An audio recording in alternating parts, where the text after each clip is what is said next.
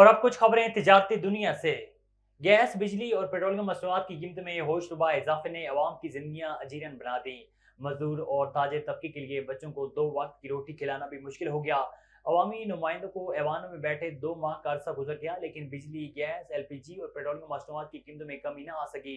कीमतों में कमी के बजाय मुसलसल इजाफे से अवाम परेशान है। नई हुकूमत की तश्कील के बाद कारोबारी तबके का एतमाद हुआ है। स्टॉक मार्केट अंडर इंडेक्स एक और तारीख रकम करते हुए 72,000 की नफसियाती हद भी उबर कर गया। कारोबारी हफ्ते के तीसरे रोज स्टॉक मार्केट का आगाज मस्बत जोन में हुआ।